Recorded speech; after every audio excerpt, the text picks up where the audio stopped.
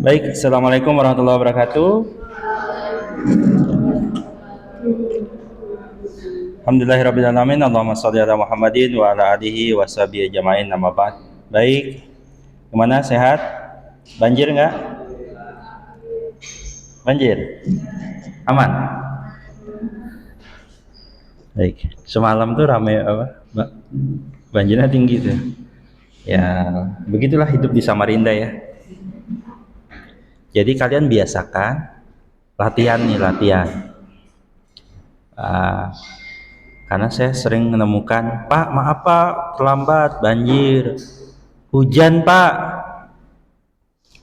Ya itu di dunia kuliah ya, saudara ketempatan kalian latihan. Karena nanti kalau dunia kerja, atasan kalian memang terima tuh. Hujan Pak, banjir Pak. Kan enggak. Nah, karena itu saudara pikirkan gimana caranya. Untuk kalau hujan gimana, kalau banjir gimana, itu cara kalian sendirilah ya mensiasatinya. Misalnya pakai jas hujan, pakai payung, pakai apapun itu. Nggak keren Pak, nah itu nggak diterima, alasan nggak keren itu. Jadi biasakanlah mengantisipasi apapun itu ya. Kalau orang di London, ada yang pernah ke London? Mimpi sudah? Mimpi? Nah kalau orang London itu sudah biasa kemana-mana bawa payung. Kenapa? Karena memang biasa hujan. Aduh Pak, gengsi Pak, cowok kok pakai payung. Nah itu saudara makan gengsi. Masalahnya anak istri saudara itu nggak butuh makan gengsi. Hiduplah sesuai dengan kebutuhan.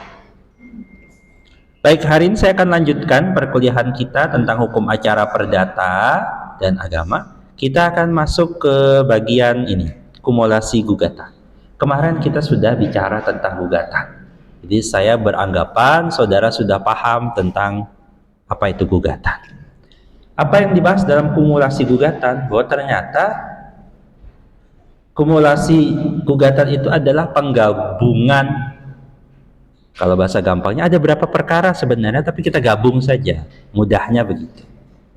Ada kumulasi yang sifatnya subjektif, ada kumulasi yang sifatnya objektif.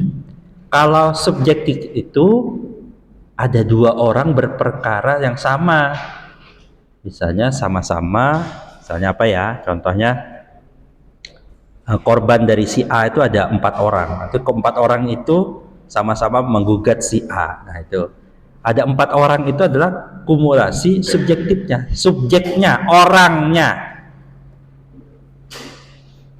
Sedangkan kalau objektif itu yang digabung apanya? Oh ternyata satu lawan satu orang saja misalnya, tapi perkaranya tuh ada beberapa.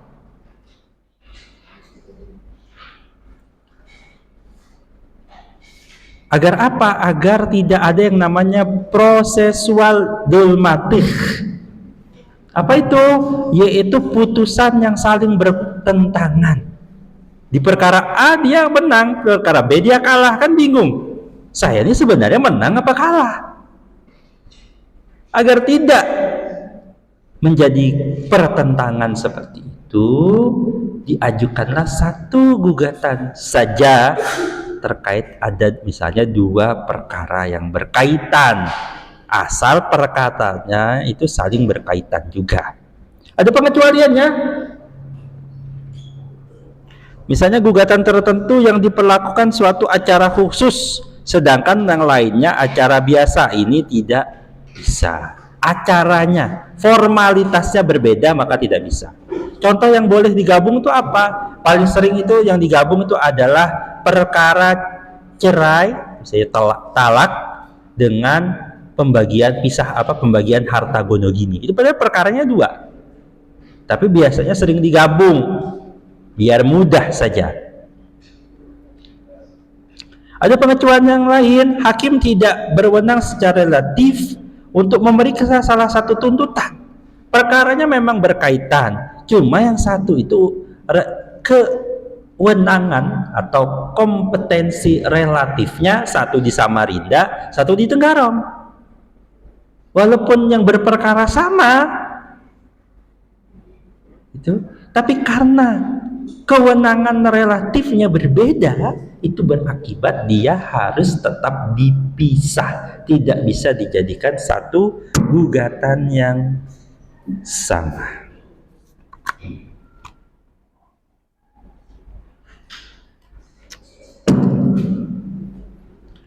Yang lain ada namanya tuntutan tentang bezid.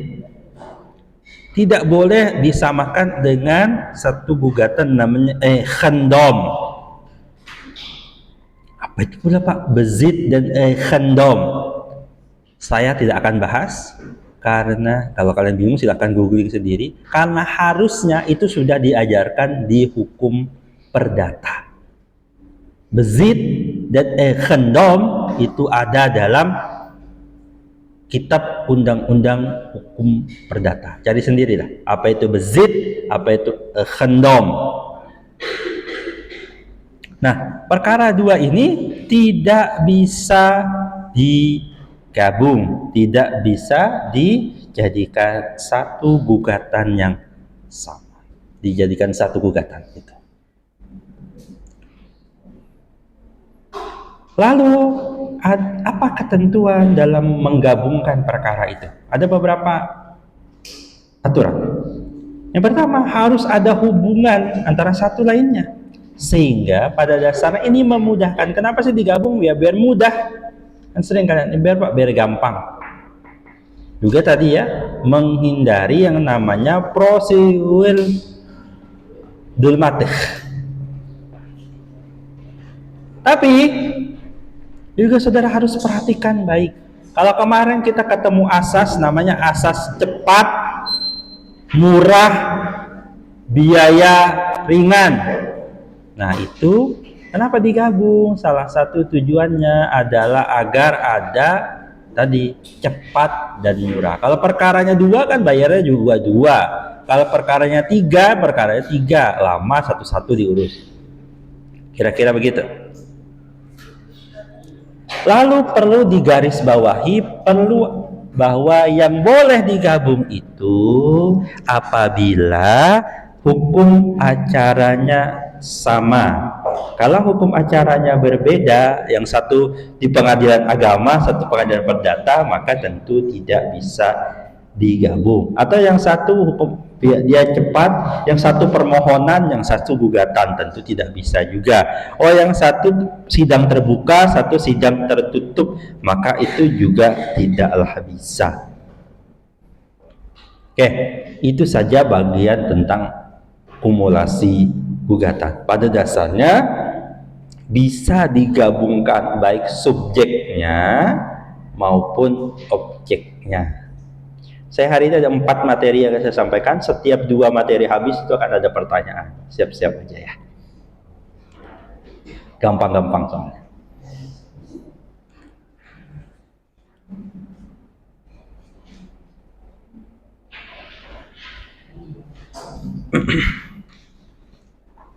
Manusia itu tempat salah dan lupa. Maka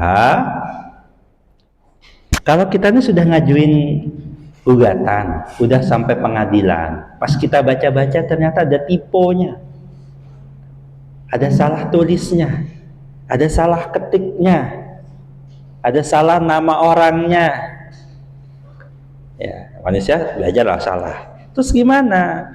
Pertama, saudara sebagai seorang sarjana hukum, tolong biasakan rapi.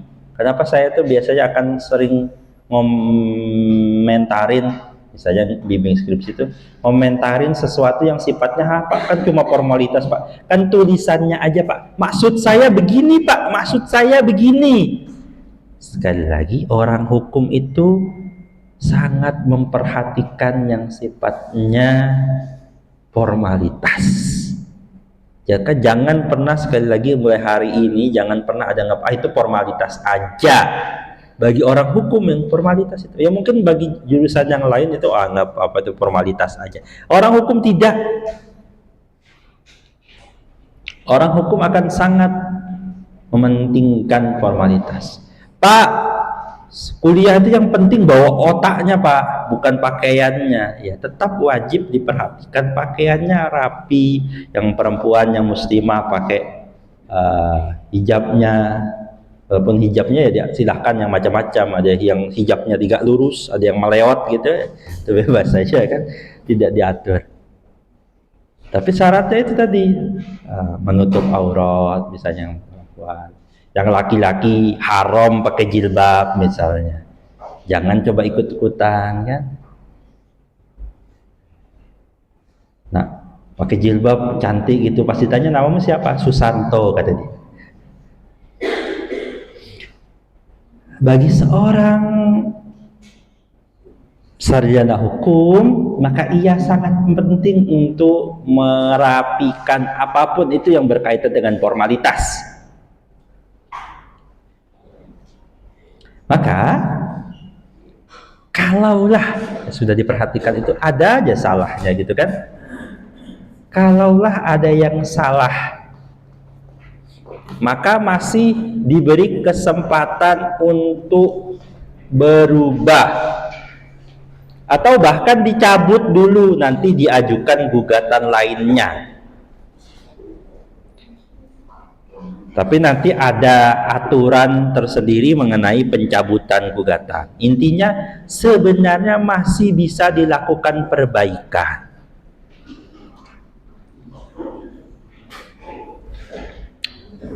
Kalau saudara di kelas ini dapat E gitu, masih ada kesempatan diperbaiki tahun depan, tahun depannya lagi. Diberi juga kesempatan saudara bisa lulus 3,5 tahun, atau kalau mau lebih panjang bisa sampai 7 tahun, masih boleh. Ada yang mau lulus 7 tahun? Rekor kalau nggak salah di UMK, di prodi hukum S1 ini yang paling tua itu kayaknya 13 semester deh. Ada tuh yang lulusnya 13 semester. Kayaknya belum ketemu, seingat saya itu belum ada yang sampai 14 semester. Boleh kalau ada yang mau nyoba. Saya dulu punya teman 14 semester beberapa orang.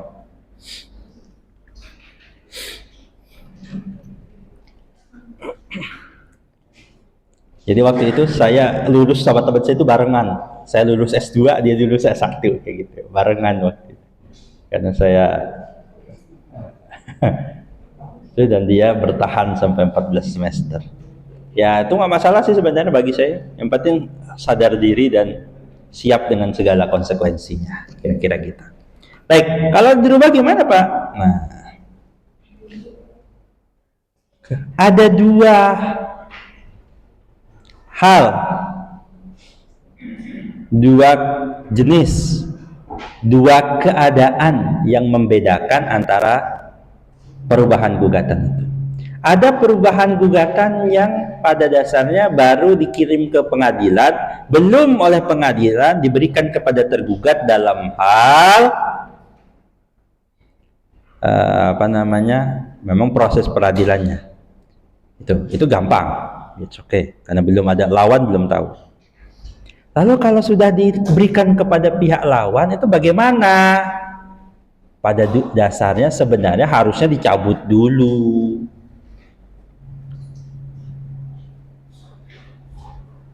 Ya, harusnya dicabut dahulu. Tapi kalau itu sifatnya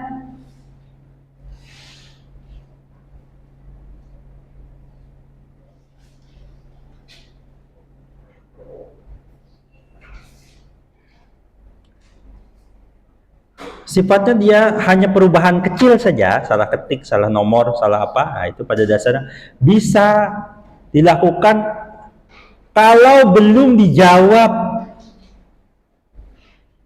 Apa itu belum diberikan jawaban oleh. Lalu kalau mau nyabut, ya itu tidak perlu ada izin dari pihak tergugat kalau mau dicabut. Tapi perlu yang diperhatikan di sini, ada yang perlu diperhatikan. Kalau sebelum jawaban, nih, perhatikan. Kalau belum dijawab, jawaban itu apa? Sesuatu. Kalau ada gugatan, nanti pihak lawan akan memberikan namanya jawaban. Nanti kita akan masuk ke materinya. Kalau sebelum jawaban, maka penggugat dapat melakukan dengan menyampaikan kepada hakim tanpa perlu persetujuan dari tergugat. Tapi tergugat diberitahu. Kenapa? Tergugat kan nyiapin jawaban. Jawaban itu berdasar apa? Berdasar gugatan. Nah kalau dia nggak dikasih tahu kalau ternyata gugatannya ada perubahannya, gimana dia mau nyusun jawabannya? Yang kedua, perubahan atau pencabutan gugatan setelah ada jawaban dari tergugat, wajib ada persetujuan dari pihak lawan.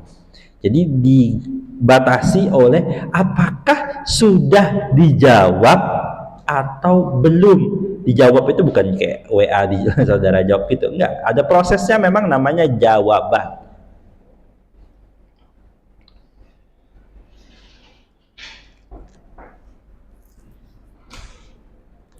Lalu batasnya sampai kapan?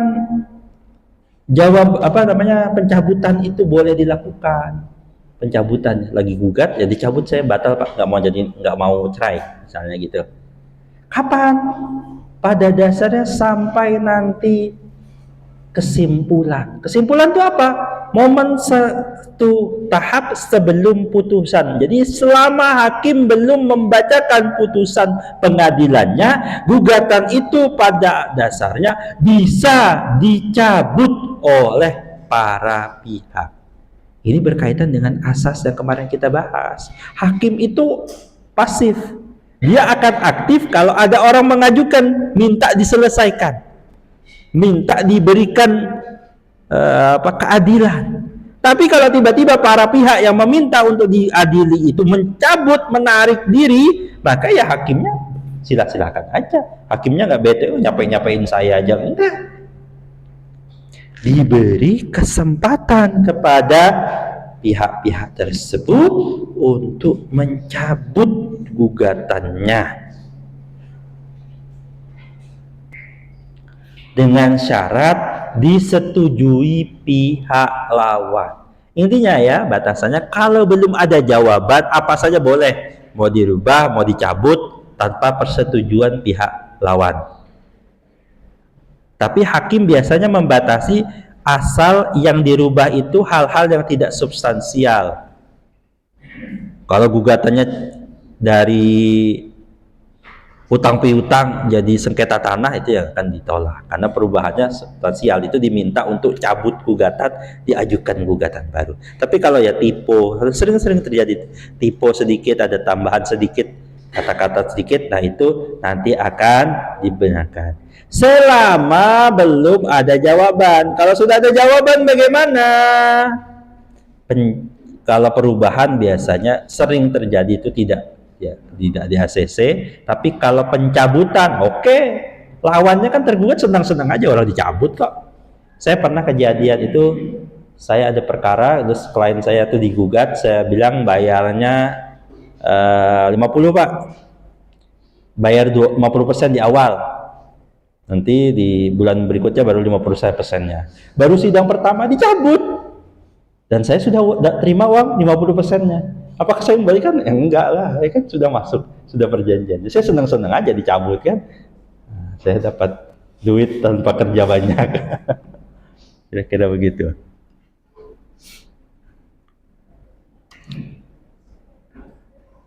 Itu kumulasi gugatan, adakah pertanyaan dulu? Enggak ada Pak. Ya masalah. Saya punya pertanyaan banyak. Kalau kalian tidak punya pertanyaan.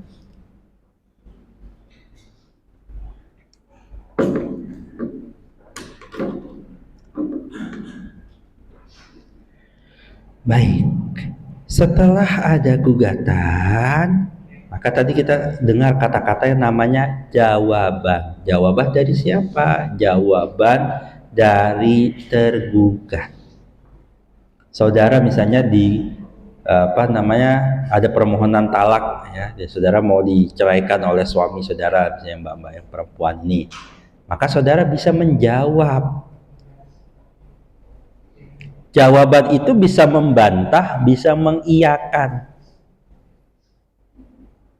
Jadi nanti harus jelas mana yang dibantah, mana yang diiyakan.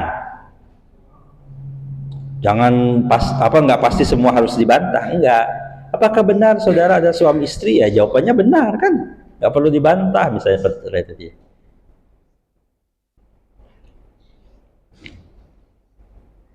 Oke, sebelum bahas jawaban secara dengan jawaban itu isinya intinya ya menjawab saja, bisa mengiyakan, bisa membantah. Tapi di dalamnya biasanya sering kita temukan kalau kita mau, misalnya tanah saudara digugat orang, saudara akan memberikan namanya eksepsi. Kalau bahasa gampangnya tangkisan atau alasan saudara berkelit itu apa? Argumen bantahan saudara itu apa? Dia mengklaim itu tanah saudara, tanah dia. Saudara mengklaim tanah saudara. Apa bukti kalau itu tanah saudara? Apa dasarnya? Pak, kami telah mendiami tanah ini 50 tahun. Saya mendapatkan tanah ini dari orang tua saya. Orang tua saya namanya ini. Dia memiliki sebidang tanah ini dengan bukti surat ini. Lalu saya anaknya itu mendapatkan waris dengan surat ini keterangan waris begini ke tanah itu sudah saya balik nama menjadi nama saya, bla bla bla, cerita begitu. Tangkisan, bantahan yang pertama yang bisa diperhatikan saudara, jadi kalau jadi lawyer, jadi hakim, jadi apa sekali lagi, formalitas itu penting. Kenapa? Karena itu yang dicari pertama kalau baca gugatan orang. Apakah ada formalitasnya yang salah sehingga mengandung cacat atau sebutnya pelanggaran formil. Kita sering menggunakan istilah cacat formil. Apa cacat formil itu? Ya administrasinya atau formalitasnya ada yang salah. Sehingga mengakibatkan gugatan tidak sah yang karenanya, nah kemarin kita sebut istilah tidak dapat diterima, inadmissible, NO. Saya lupa sih NO itu panjangannya apa ya. Tujuan pengajuan eksepsi adalah pengadilan mengakhiri proses, tidak perlu diperiksa. Tidak perlu diperiksa, tanpa perlu lebih lanjut memeriksa materinya, pokok perkara. Orang formalitasnya aja salah, Pak. Pengadilannya bukan yang di sini, Pak. Ini gugatan salah orang, Pak.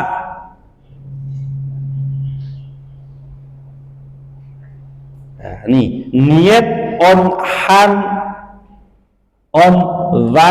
klik. Niet on van klik. Gugatan tidak dapat diterima atau disingkat NO biasanya niet on van klik. Ini kata-kata yang saudara sering temukan kalau bicara. Apa saja jenis eksepsinya? Pasal 125 ayat 2, 132 dan 133 HIR hanya memperkenalkan eksepsi kompetensi absolut dan relatif. Ini gugatannya harusnya ke pengadilan agama, bukan di pengadilan negeri. Oh, ini harusnya di pengadilan negeri Samarinda, bukan di pengadilan negeri Balikpapan. Namun pasal 136 HIR mengindikasikan adanya beberapa jenis eksepsi yang lain. Maka saudara nanti temukan dalam doktrin. Nah, baca doktrin di mana? Di buku-buku para ahli.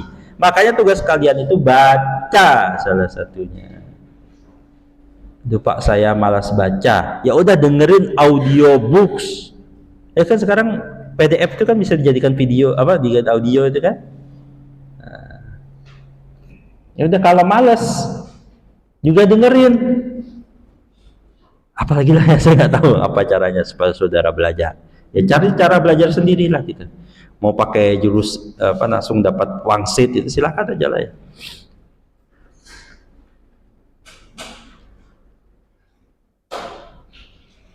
Maka eksepsi itu dibagi 3, ada eksepsi prosesual, proses sosial di luar eksepsi kompetensi, dan eksepsi hukum material. Satu persatu akan kita bahas.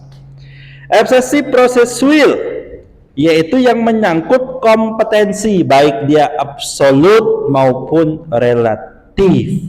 Itu sudah kita bahas ketika ngomongin kemarin. Oh, jadi gunanya kemarin belajar kompetensi itu agar kita kalau diajukan itu bisa melakukan namanya eksepsi, atau ketika kita menyusun gugatan, saudara bisa memastikan bahwa gugatan ini tidak akan dieksepsi. Jadi pastikan betul baik kompetensi absolutnya dan kompetensi relatifnya.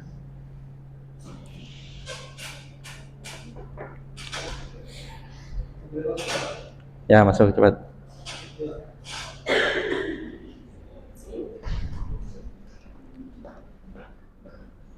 Yang kedua, eksepsi prosesual di luar kompetensi absolut ya atau relatif. Nah, ini perhatikan. Pertama, eksepsi bahwa surat kuasa tidak sah. Kemarin ada pengacara yang ramai itu ya, itu dicabut izin pengacaranya.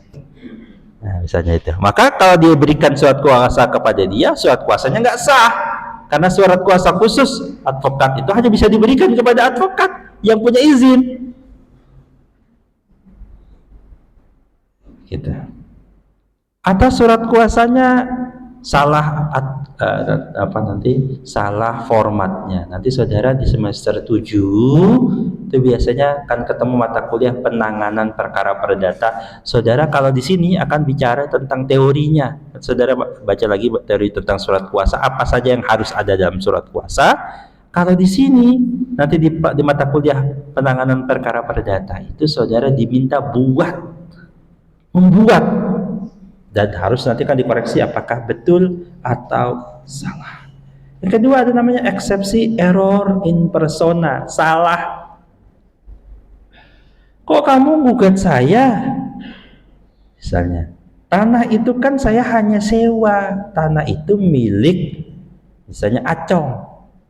Kalau saudara mau bersengketa tanah dengan tanah yang saya sewa, maka sewanya jangan gugat saya. Saudara error, salah ketika menggugat saya. Harusnya saudara gugat si Acong. Misalnya begitu. Ini rumah siapa? Rumah saya sih. Yang tempatnya saya sih. Tapi tanah ini surat tanahnya atau atas nama Ling misalnya. Ya, maka kalau bicara sengketa tanahnya, siapa pemiliknya? Saudara bukan menggugat saya, tapi saudara menggugat si Ling. Ini sering terjadi error di persona karena kita nggak tahu sebenarnya secara hukum dia itu milik siapa, kira-kira gitu. Ya, sering, misalnya dia paling sering itu gitu, surat tanah itu atas nama siapa, ini atas nama siapa, ini siapa, ini siapanya. Maka saudara harus pastikan kalau mengajukan gugatan bahwa yang saudara ajukan itu benar orangnya adalah si itu, bukan orang yang lain, bukan badan hukum yang lain. Kalau ada orang direktur perusahaan namanya Joko, kalau saudara bersengketa dengan perusahaan, maka yang digugat perusahaannya, PT Aneka Ria, walaupun direkturnya Joko, yang saudara gugat bukan Joko. Nah, saudara pastikan kalau bersengketa dengan Joko, saudara sedang bersengketa dengan pribadi Joko atau badan hukum PT yang sedang dipimpin Joko itu. Pastikan jangan sampai terjadi error in persona. Yang ketiga, eksepsi nebis in idem. Kan kamu kemarin sudah gugat, ini sudah ditolak, kok kamu gugat lagi yang sama? Itu maka akan ditolak kalau sama, kecuali nanti ada alasan yang berbeda, perkara yang berbeda. Kemarin dia menggugat saya karena hutang piutang, sekarang gugat saya masalah tanah, boleh. Tapi kalau hutang piutang masih hutang piutang. Enggak, ini hutang piutang yang lain lagi. Kemarin yang 100 juta, kalau ini yang 300 juta yang saya gugat. Boleh. Tapi kalau masih memperkarakan 100 juta yang sudah diputus itu tidak boleh. Kenapa? Pada dasarnya orang tidak bisa diadili, dihukum lebih dari sekali atas satu tindakan yang tertentu itu. Ya. Jadi ada namanya nebis in idem. Yang keempat, ada namanya eksepsi obscur libel. Kemarin kita sudah bahas dalam gugatan, ada perkara yang kabur, gugatannya kabur, tidak terang, onduildelich. Karena tidak terang, tidak jelas, kabur, maka bisa dieksepsi. Tidak jelas dimintanya apa, petitumnya apa, positanya apa, tidak jelas, tidak nyambung.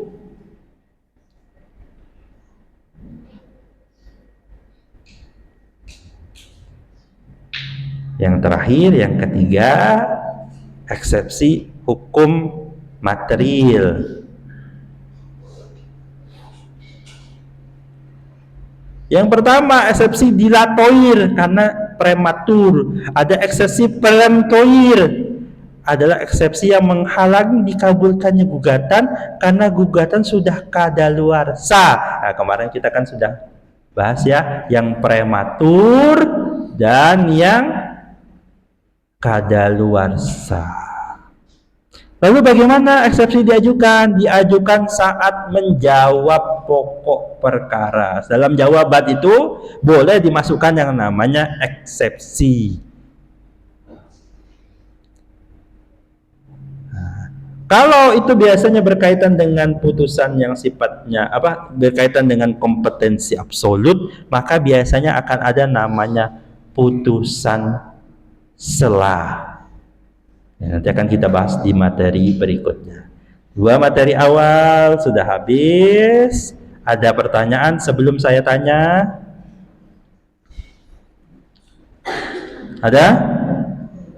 Enggak ada, Pak. Oke, saatnya bertanya. Siapa yang mau? Enggak ada lah, Pak.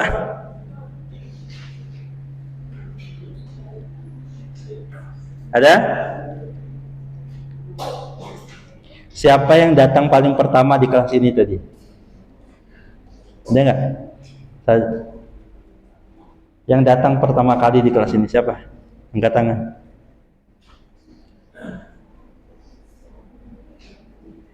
Ada? Kamu? Ya, kamu punya hak menunjuk siapa aja.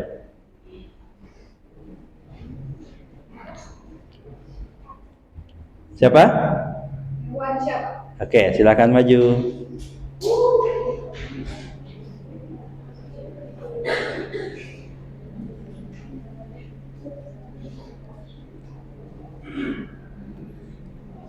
Selamat, bukan saya, kan ya. Mas, silakan dibaca soal pertama.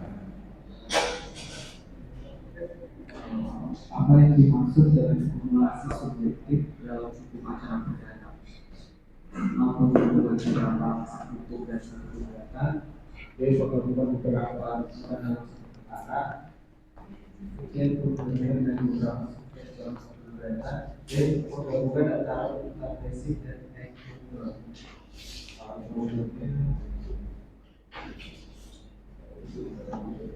Apa jawabannya?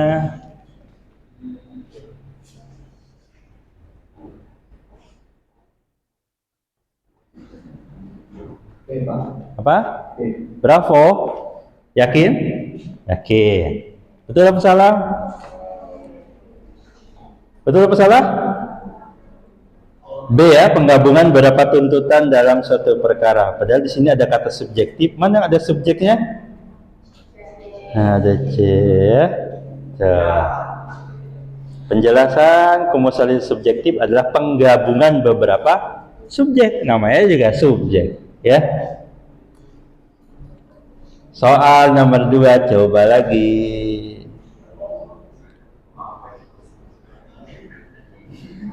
Apa itu, Pak? Ya sudah.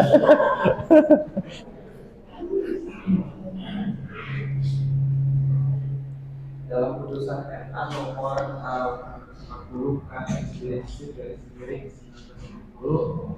prinsip yang menjunjung tinggi adalah Ini biasanya nebak aja lah ya.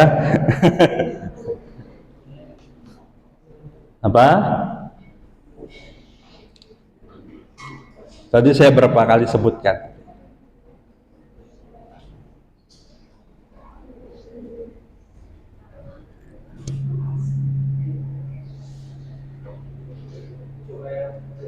C.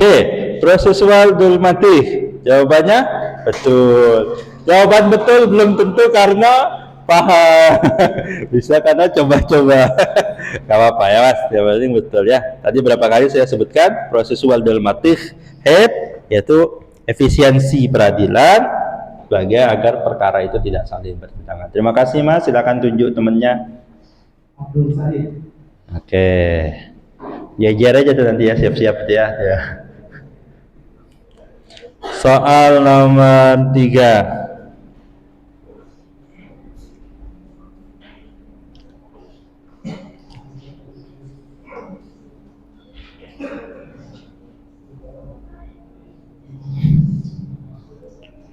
Mengapa gugatan tentang delik dan Rikindom tidak boleh digabung dalam satu gugatan? A. Karena memiliki jangka waktu gugatan yang berbeda. B. Karena memiliki hubungan yang berbeda. C. Karena bertentangan dengan pasal 103 SP. D. Karena hanya boleh diajukan ke Mahkamah Agung.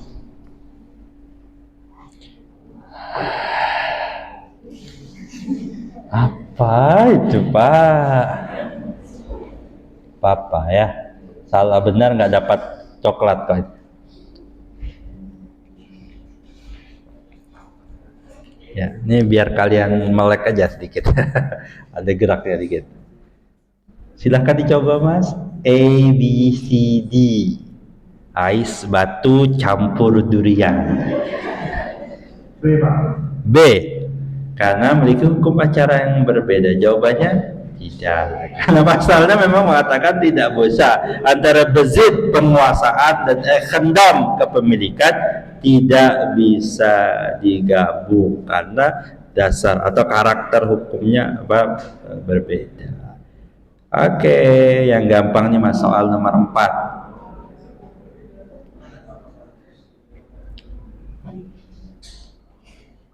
Esensi dalam hukum acara perdata adalah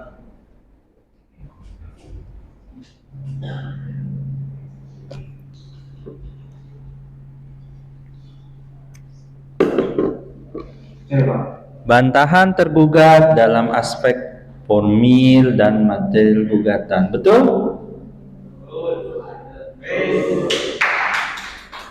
Oke, terima kasih. Silahkan tunjuk temennya yang lain. Iya, mana orangnya? Oke.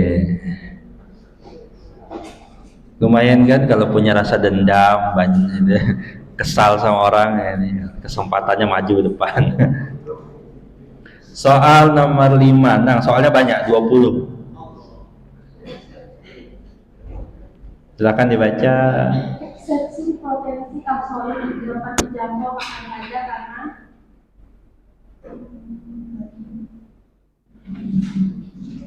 jawabannya tergantung kepada. Iya, kenapa jawab C? Tadi ada debatnya.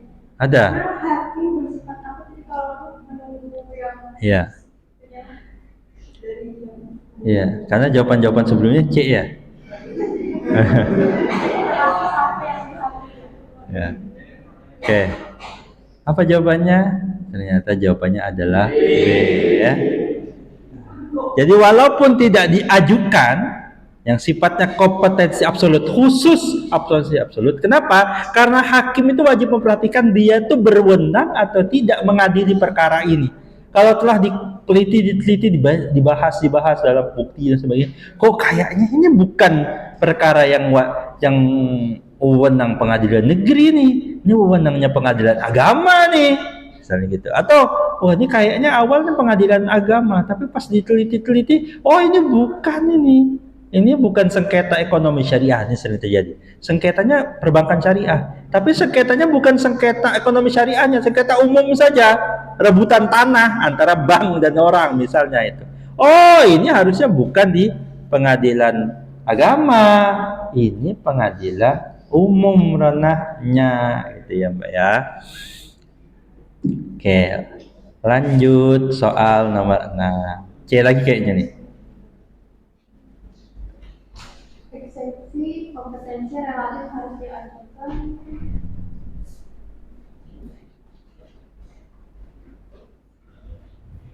sebelum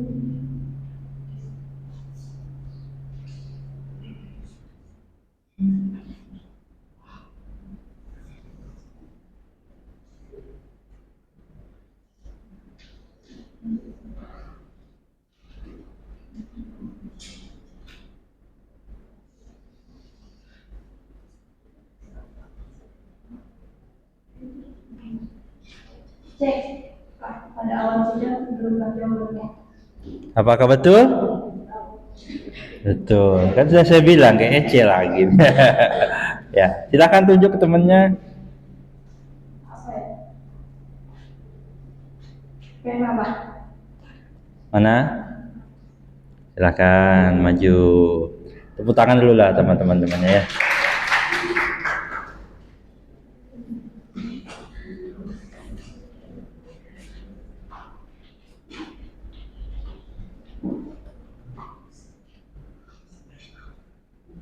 Ya.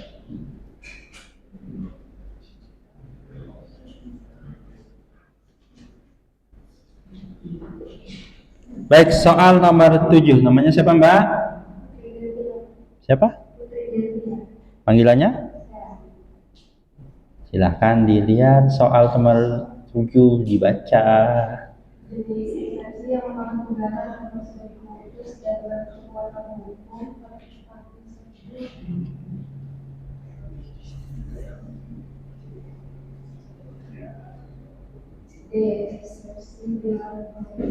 Oke, ini kan bahasa lainnya nebis in idem. Salah satunya nebis in idem itu tadi saya bacakan ada bahasa lainnya yaitu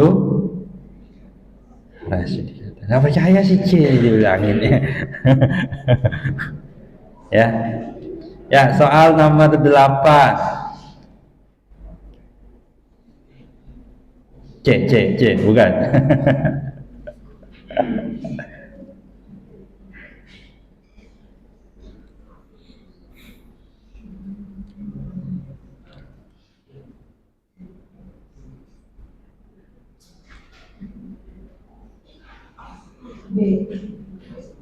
Surat puasa tidak sah. Ya. Berapa? Yakin? Nggak mau C nih? Yakin nggak? Iya. Saya dulu pernah waktu SMP itu ada guru geografi saya, almarhum sudah orangnya.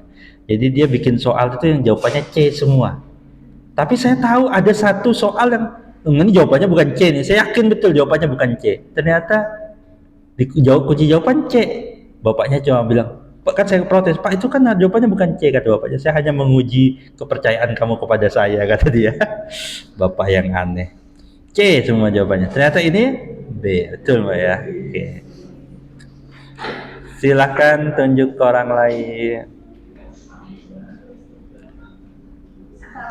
Silakan.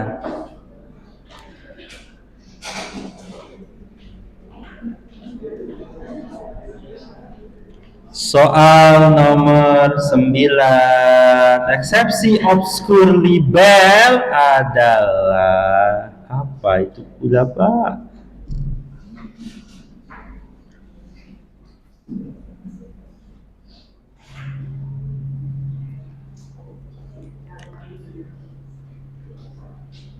Alpha, Beta, Charlie, Delta, C. Wah, dia yakin C ya. Gugatan tidak jelas. Apakah betul? Betul. Silakan Mbak. Mana?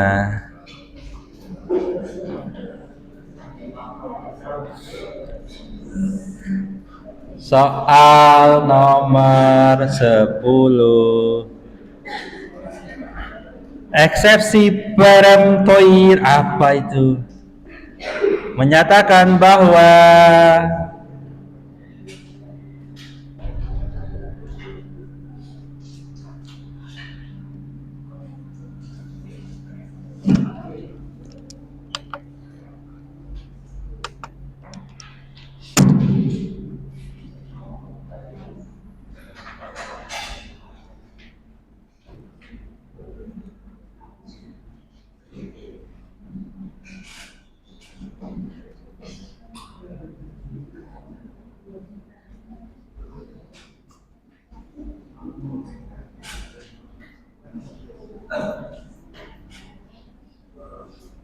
Gimana Mbak?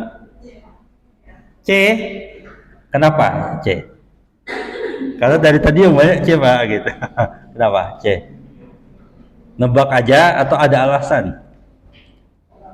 Nebak aja C. Bram Thoir menyatakan bahwa karena sudah ada alasan. Percaya dia berarti dapat. Silakan tunjuk Mbak, karena yang di sini ada clue-nya. Apa clue-nya? Buat soal ya.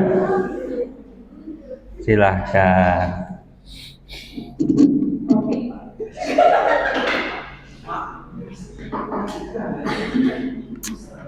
Silakan maju.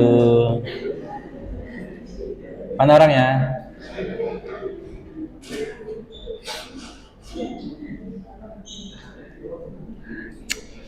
Santai aja, gampang, ya kan?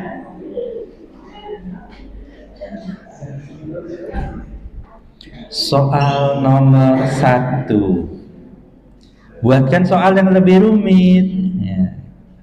Kata dia lebih rumit. Kata dia loh ya.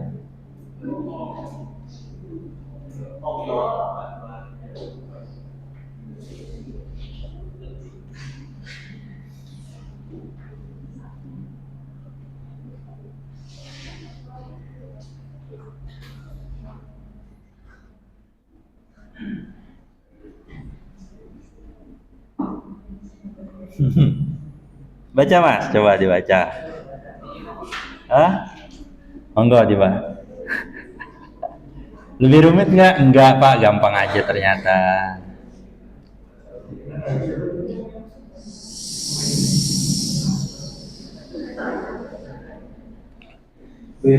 B. Gak mau C. Tidak sah karena bertentangan dengan asas peradilan yang sederhana cepat. Coba dibaca soalnya. Dalam suatu perkara perdata, penggugat dilakukan saya secara berhubungan gugatan sebagai dasar sama secara dasar. Berdasarkan prinsip dalam hukum acara perdata dalam ini tidak sah. B. Jawabannya B. Bertentangan dengan asas peradilan. Berapa ya?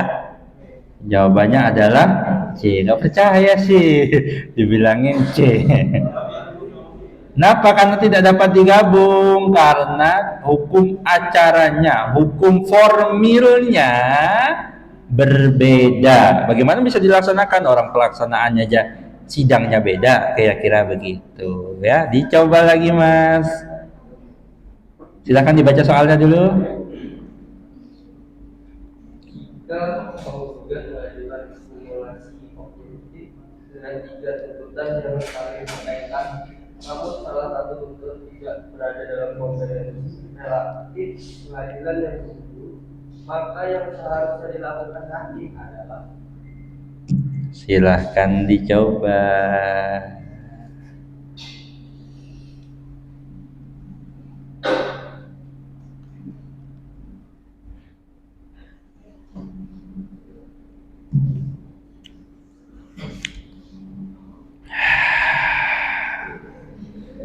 Biar kayak nonton itu apa?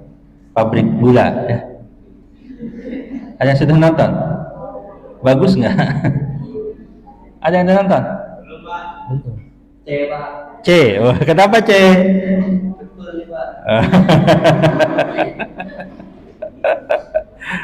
Oke, maka hakim adalah C. Dia bukan kompetensinya, maka dia wajib dipisahkan. Terima kasih Mas. Silakan ditunjuk temennya.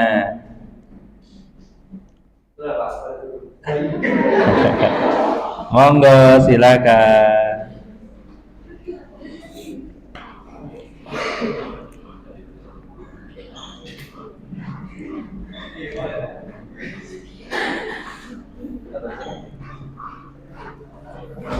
Soal nomor 3, apakah C lagi jawabannya? Tuh, soalnya gampang tuh. Salah satu ciri dari eksepsi dilatoir adalah bahwa Salah satu ciri khas dari eksepsi dilator adalah bahwa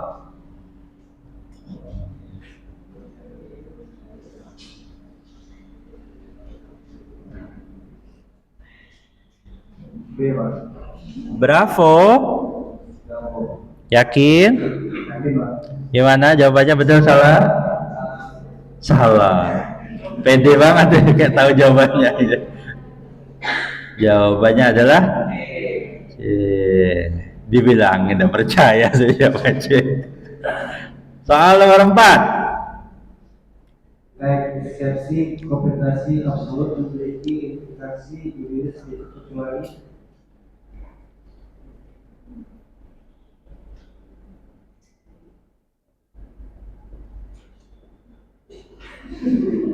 C, Pak. C. Kenapa? Jika digabungkan putusan interpretasi dapat bisa merupakan. Kenapa?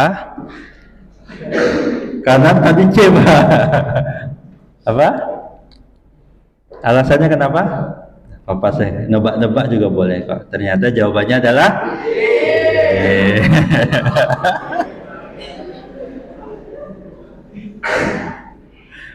Karena dia kompetensi absolut, dia bukan bergantung pada kewenangan wilayah hukum. Karena situ aja kata-kata relatif itu berarti kompetensi relatif, bukan kompetensi absolut.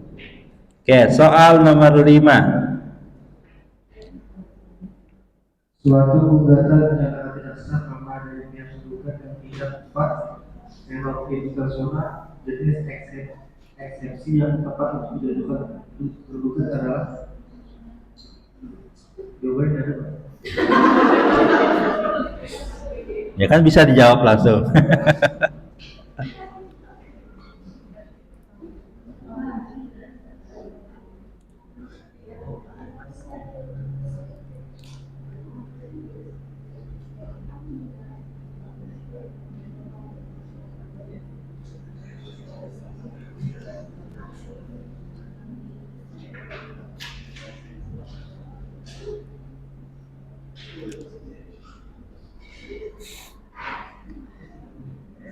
C bukan ya. Pasti mikirnya gitu. Apa? Delta. Delta jawabannya adalah C.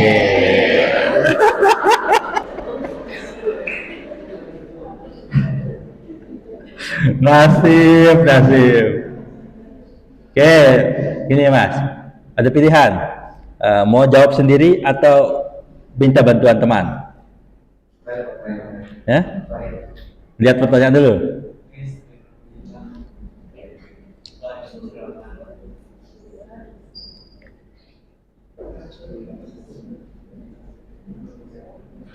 Apabila seorang tergugat mengajukan ekspresi netis individu yang ternyata terbukti, maka implikasi hukumnya adalah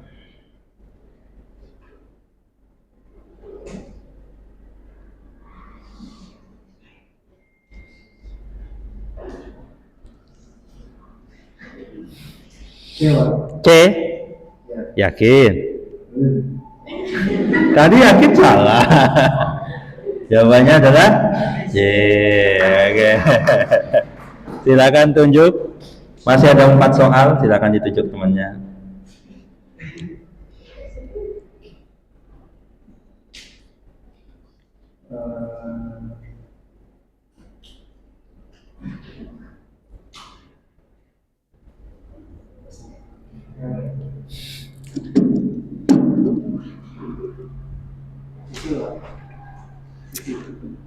Silakan maju.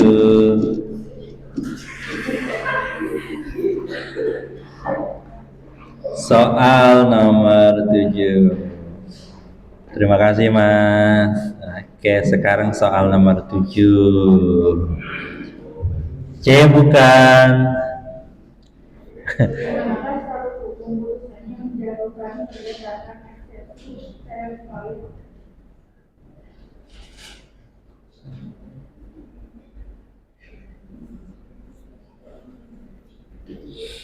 Apa pula Bapak ini?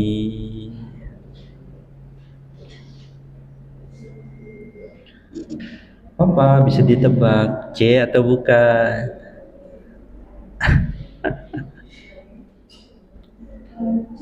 C. Kali ini dia percaya C. Ya, betul apa salah? Betul? Betul salah? Mari kita lihat bersama-sama, jawabannya adalah karena sesi peremptoir itu menyatu dengan pokok perkara, maka ia diputus bersama dengan putusan akhir, bukan ada pada putusan sela. Coba lagi Mbak.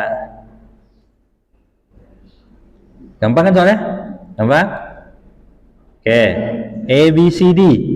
Dalam hal gugatan penggugat mulai kabulkan dari kelas akur legal, maka konsekuensinya adalah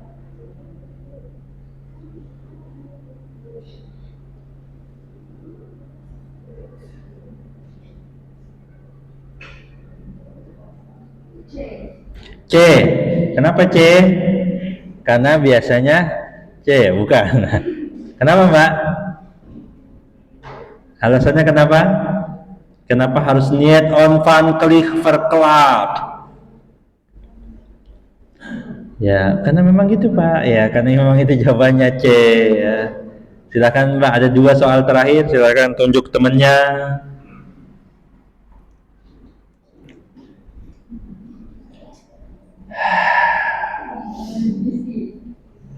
Mana? Silakan. Soal 2 terakhir yang gampang apa susah ini? Gampang betul. apa perbedaan pokok antara ekspresi konsensual dan ekspresi pada umumnya?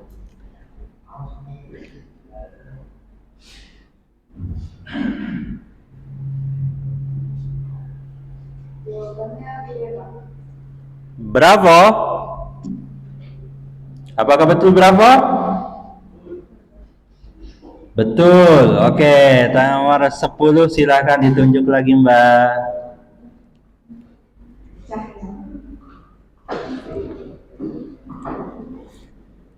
Oke, silakan Mbak yang terakhir.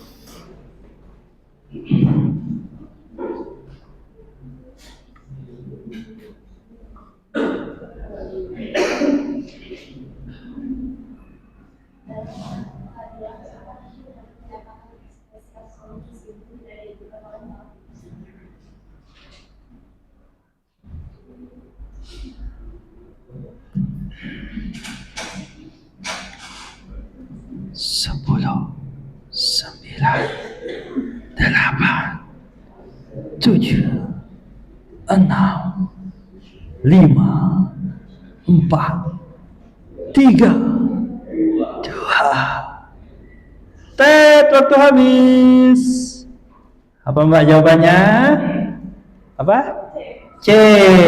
Sungguh dia percaya bahwa C bisa menyelamatkannya. Apakah kali ini C selamat? Jawabannya adalah baik, terima kasih Mbak. Oke, kita lanjut materi ketiga dan keempat. Singkat saja agar nanti ketemu soal lagi kan.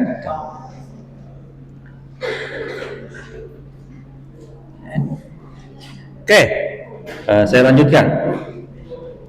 Bahwa yang kita akan hadapi dalam persidangan itu namanya proses jawab jinawab. Kenapa sih? Karena dia saling berbantah-bantahan, mengajukan gugatan, dibantah lagi.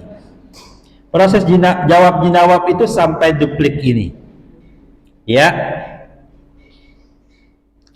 Gugatan diajukan oleh pihak penggugat. Lalu di dalam proses jawab jinawab, gugatan itu boleh dijawab oleh pihak tergugat.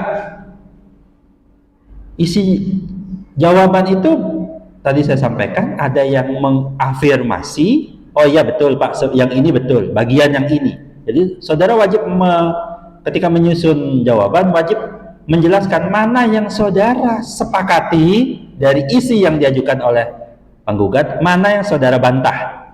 Tuh. Sembari mengajukan gugatan itu di dalamnya boleh juga diajukan eksepsi. Tadi yang sudah kita bahas. Dijawab Pak.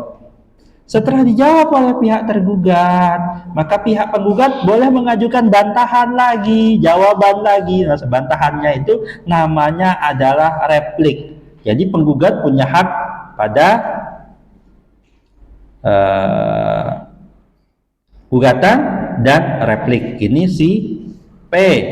Si T tergugat itu jatahnya di jawaban dan duplik. Jadi diberi 2 kali saling bantah membantah.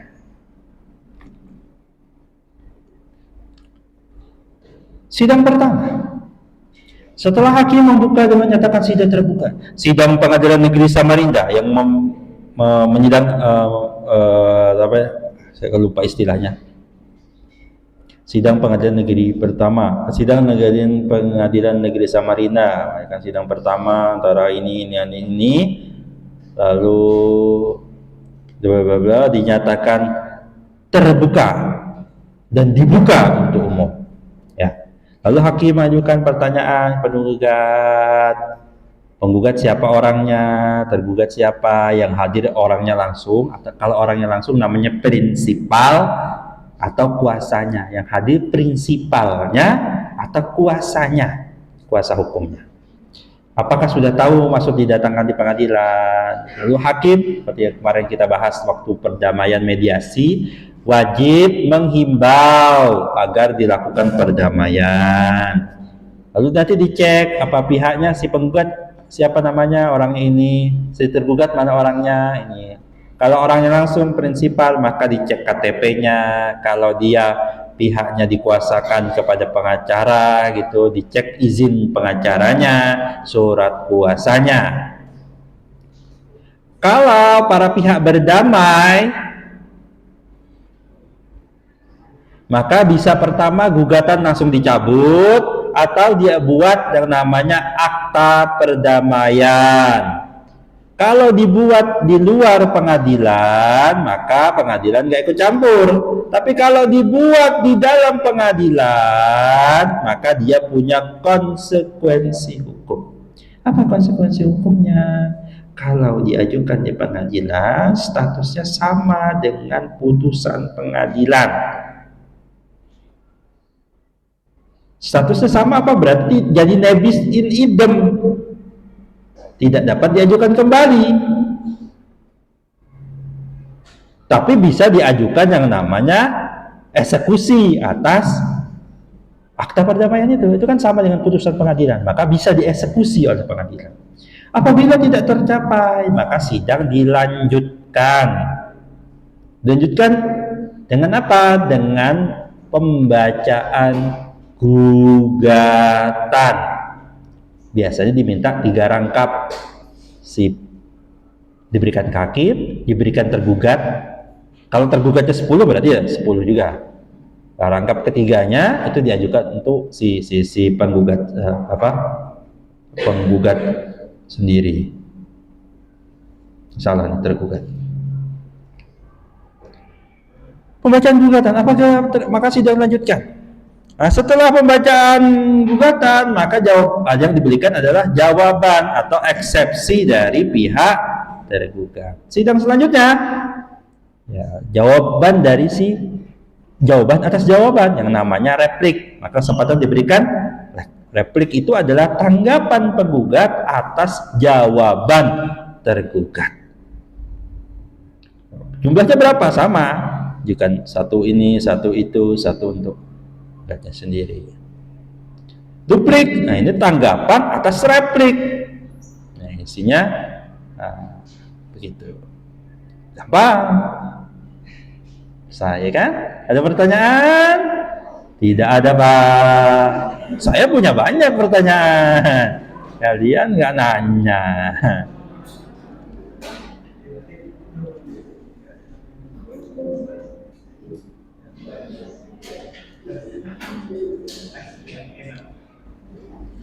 Ada hal yang unik, namanya gugatan rekonvensi. Apa itu gugatan rekonvensi? Gugatan yang diajukan oleh tergugat. Loh, kan namanya tergugat, Pak. Tergugat berarti orang yang digugat. Kok dia malah ngajukan gugatan? Nah, nanti ada kesempatan namanya gugat balik. saya menggugat seseorang karena dia tidak bayar utangnya, saya gugat. Ternyata dia balas ke saya juga, ya kamu menghilangkan jaminan, ngapain saya bayar, misalnya gitu. Saya gugat karena menghilangkan jaminan, kata dia, kata si tergugat, misalnya begitu. Jadi dia balas menyerang, serangan balik, ya kan.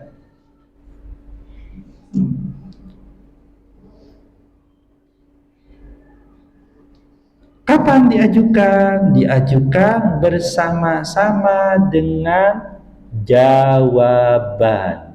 Jadi satu kesempatan itu saja. Apa tujuan rekonvensi?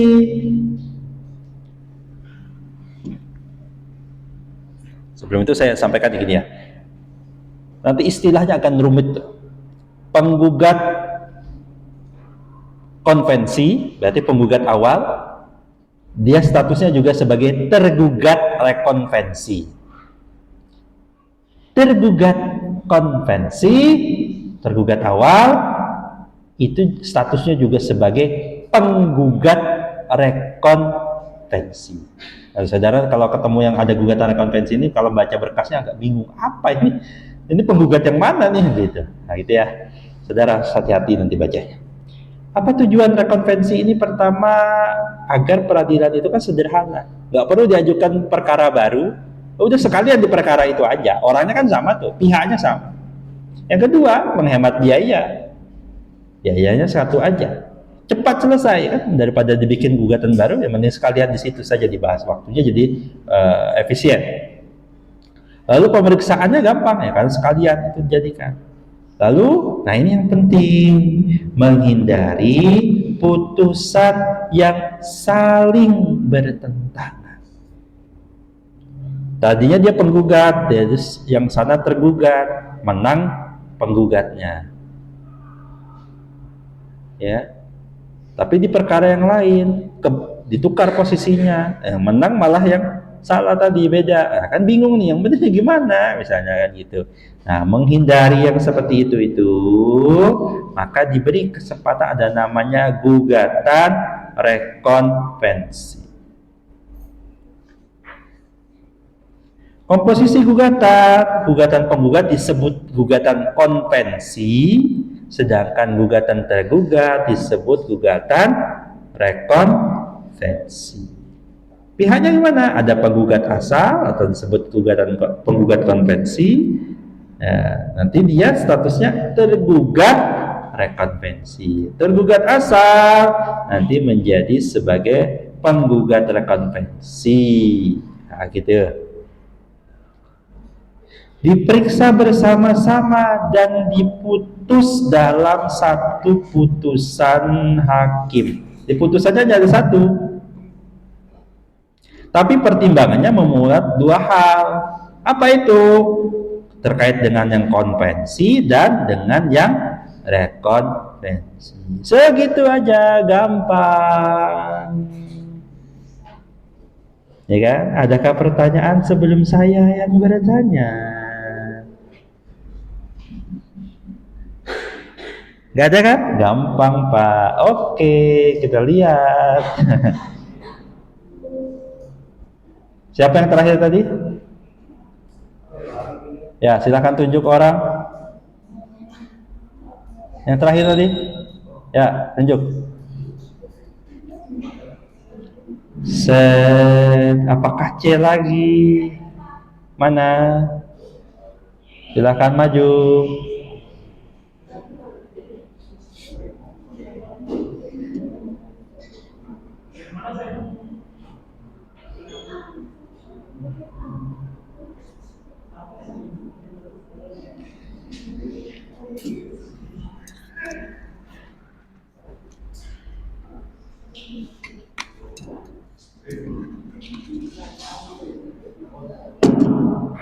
Siap, Mas?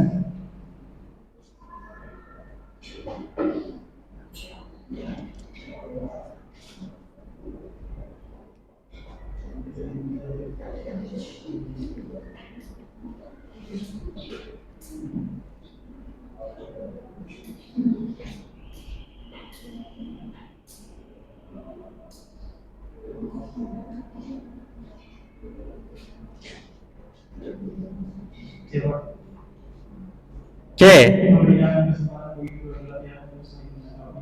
Kenapa jawab C? Feeling. Hebat ya. Jawabannya betul. Oke, silakan selanjutnya siapa?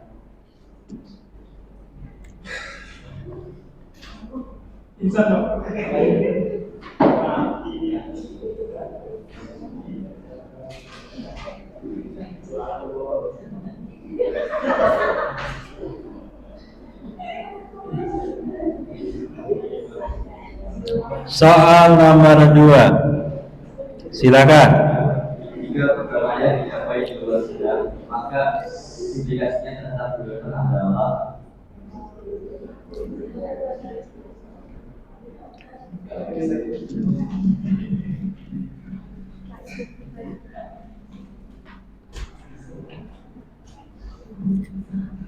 jawabannya B, Pak. Enggak C? Enggak. Apa? Alfa, Bravo, Bravo. Bravo, apakah betul?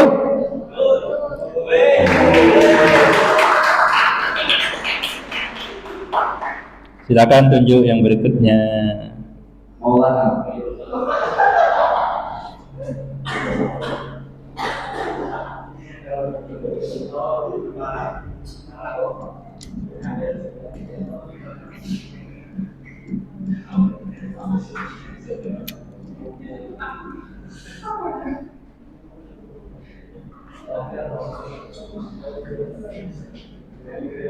Silakan soal nomor 3. Apa ciri dari perdamaian yang dilakukan di depan hakim dalam sidang perdana?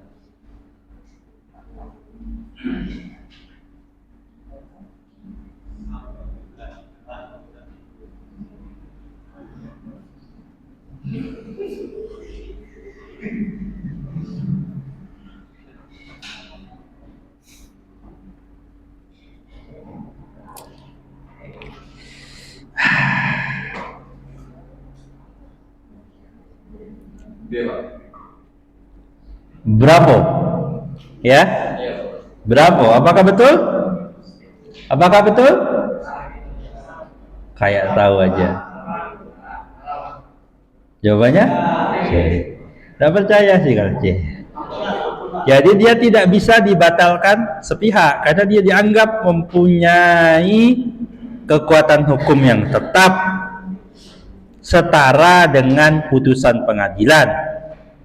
Tidak bisa sehingga dia juga tidak bisa diajukan kembali karena sudah dianggap nebis in idem.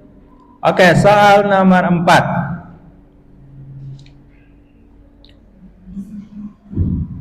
Apa yang dilakukan hakim apabila tidak tercapai perdamaian pada sidang pertama?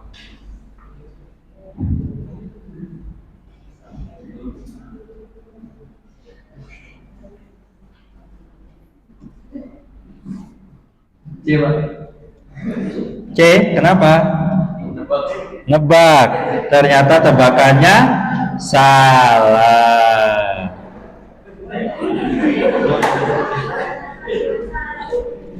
Yakin? Yakin? Ternyata tidak. Jawabannya benar. ChatGPT-nya yang salah. Jadi kalau habis perdamaian nggak tercapai, nanti akan ada bacaan gugatan. Ya. Penyerahan gugatan. Lalu nanti ada penjawab. Tapi ya memang ini debatable, tapi yang sering terjadi di lapangan C. Selamat Mas ya. Saya selamatkan saudara. Silakan tunjuk orang lain. Ya. Bebas. Banyak yang masih belum. Narendra. Soalnya masih banyak nih. Soalnya sampai 20.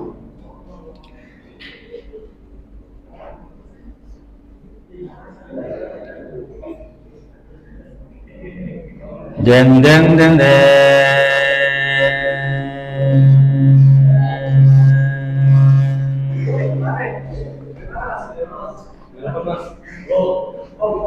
Silakan. Dalam proses jawab-jawab berkat jawaban ketiga itu Berkas ketiga diperuntukkan untuk siapa? Untuk pelakor, Pak, orang ketiga. Tidak ya? Apa?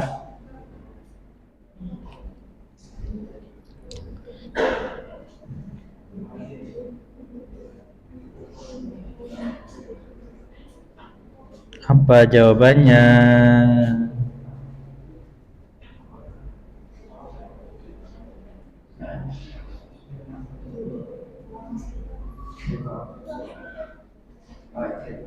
C. C. Apakah betul? C betul nggak? C betul? Nggak tahu, Pak. Jawabannya? Silakan, Mas. Berikutnya. Oke, soal nomor 6. Ih, hampir aja kebaca.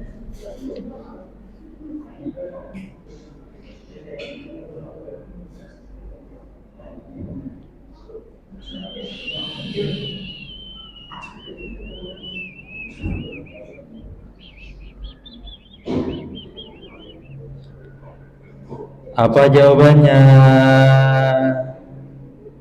Duplik dalam proses peradilan perdata adalah B, Pak. Reaksi penggugat terhadap revisi.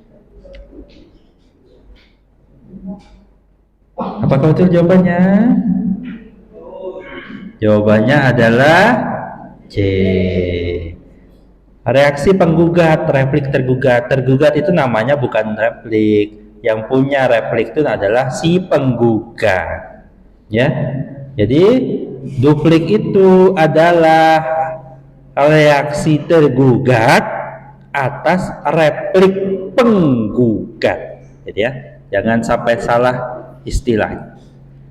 Soal nomor 7. Silakan dicoba.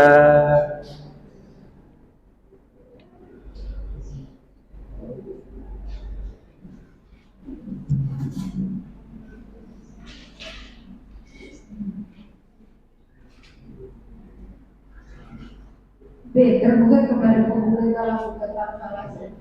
Apakah betul jawabannya? Betul. Oke, tak semua jawabannya C ya, jadi aman. Silahkan tunjuk yang lain, Mbak. Ada berapa?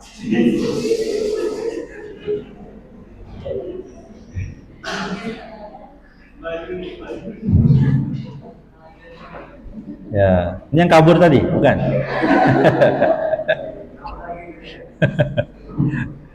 Oke, soal nomor 8.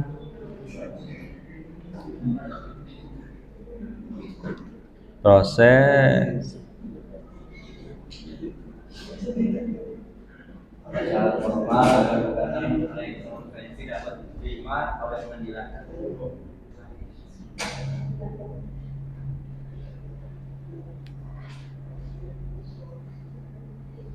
Bebas.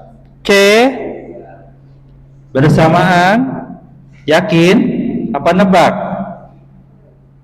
Yakin apa nebak-nebak? Yakin, Pak. Yakin. Yakin atas tebakannya. Betul ya. Nah. Lanjutkan. Siapa selanjutnya? Ini lebih dari 40 orang, jadi pasti ada yang nggak kena. Nggak bisa 2 kali ya, Pak? Hah? Nggak bisa 2 kali. Nah, yang belum aja dulu. Oke. Angkat tangan yang belum. Angkat tangan yang belum. Yang belum, woi. Ngaku. Masih banyak kok yang belum. Ya, silakan.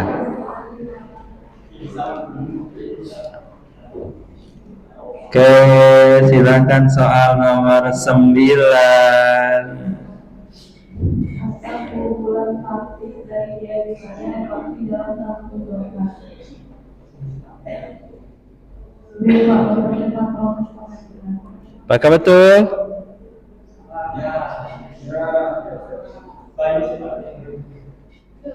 Jadi jawaban terbaiknya adalah efisiensi. Oke, nomor 10. Coba lagi, Mbak. Jika tergugat tidak mengajukan rekonvensi pada waktunya, maka akibat hukumnya adalah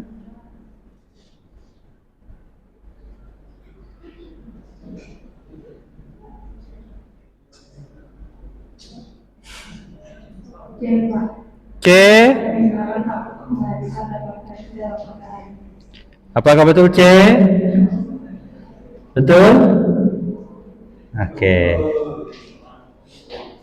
Oke, kita masih ada 10 menit. Pas 1 menit. Pertanyaan yang apa? Yang lebih. Silahkan Mbak ditunjuk. Pak Romi.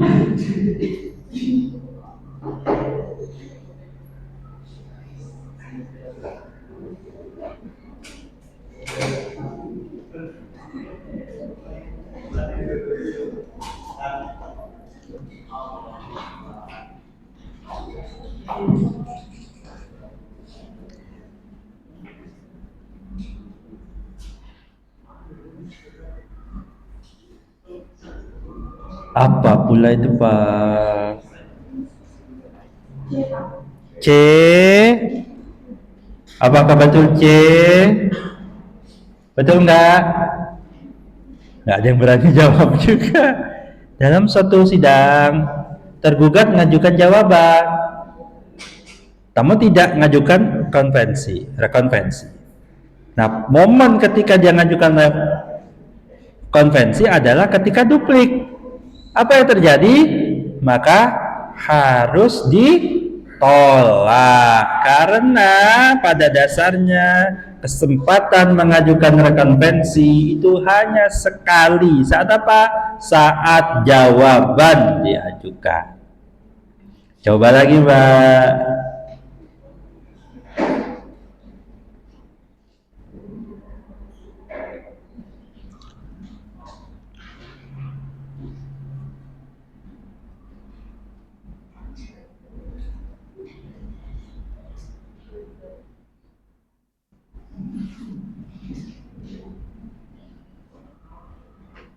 Hakim akan menolak mendapat pokok.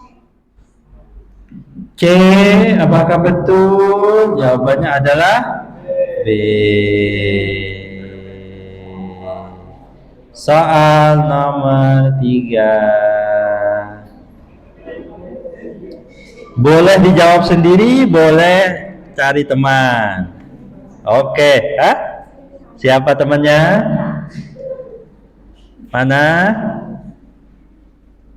Silahkan. Apakah teman yang akan menemani untuk lama? Apakah coba sebentar? Tergantung jawabannya. Silahkan. Boleh duet menyelesaikannya. Dalam proses jawab-jawab, jika penggugat menolak seluruh dari jawaban tergugat tanpa memberikan penjelasan tambahan, maka sikap hakim yang paling tepat adalah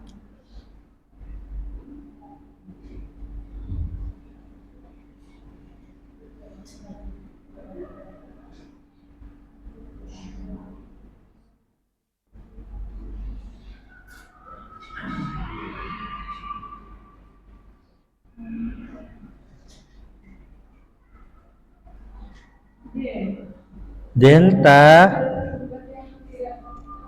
bantahkah? Delta? Oke, jawabannya adalah karena dia tidak membantah. Nah, gitu. Selamat. Silahkan kembali. Tunjuk temannya dulu siapa.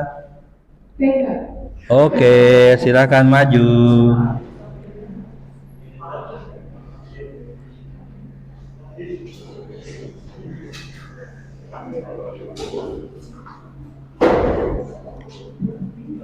dalam konteks sistem kontradiktor, salah satu pihak tidak hadir dalam persidangan dan tidak mengajukan jawaban.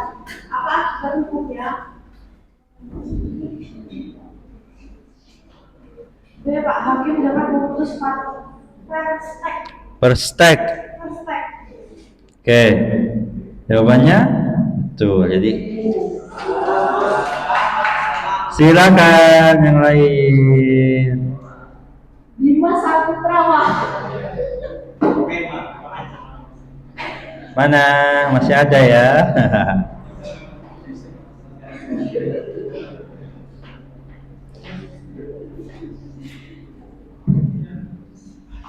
Dalam hal penggugat mengajukan pencabutan gugatan karena tercapai perdamaian, kapan pencabutan tersebut harus disetujui oleh tergugat?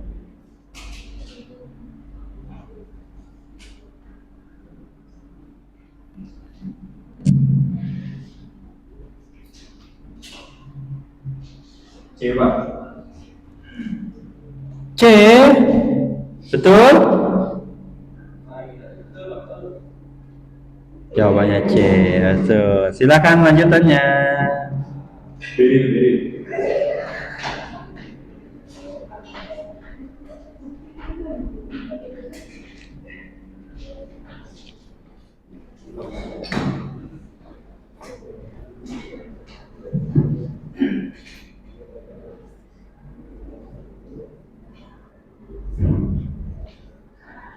Silakan dibaca dulu.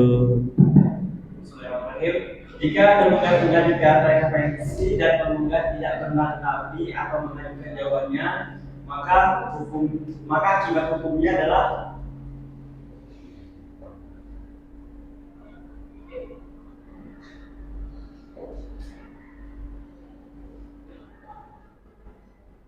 C, Pak. Hakim memutus referensi secara spesifik terhadap penggugat. Oke, selamat dengan jawaban C ya, Gi, ya. Silakan tunjuk lagi. Oleh Pak.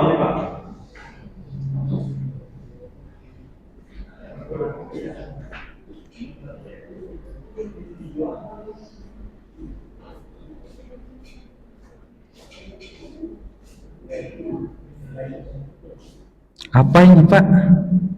Kayaknya nggak ada tadi, Pak. Apa perbedaan mendasar antara sistem jawaban tertulis dalam proses perdata dibandingkan sistem tulisan?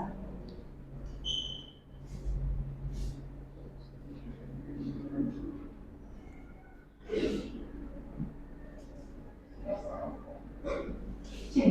C. Kenapa C? Nebak apa? Nebak aja ya, tebak-tebakannya berhasil ya. C. Emang sengaja dari tadi C terus ya. Oke, silakan tunjuk, Mbak. Tasya.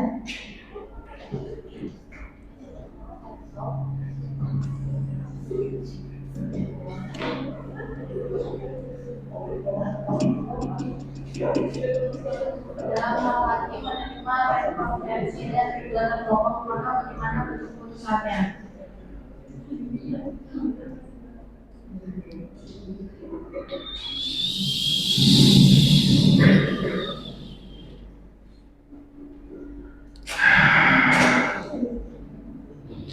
Apa ini, Pak?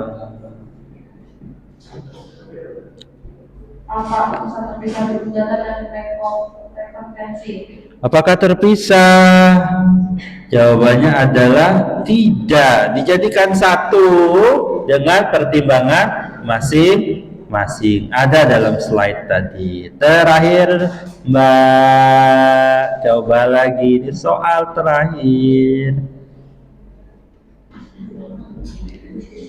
Oke, dan menit terakhir di jam saya. Apabila penggugat terbukti melanggar isi akta perdamaian yang dibuat di depan hakim, maka upaya hukum yang dapat diperlukan adalah cepat mengajukan permohonan pengadilan. Oke, tadi saya sudah jawab ini ya, ngasih tahu. Kalau gimana kalau dia nggak setuju, maka bisa diajukan eksekusi ke pengadilan. Terima kasih. Waktunya habis. Tadi kita sudah bicara itu. Ini pertemuan keberapa? Mana presensinya? Presensinya mana? Presensi mana? Pertemuan keberapa? Pertemuannya aja. Saya tanya ini pertemuan keberapa? Sudah berapa pertemuan? Tantangannya sudah berapa kali? 6. Berarti minggu depan ada pertemuan ke-7 dan berikutnya ada Oke, siap-siap saja, silahkan dibaca-baca kembali. Terima kasih. Assalamualaikum warahmatullahi wabarakatuh.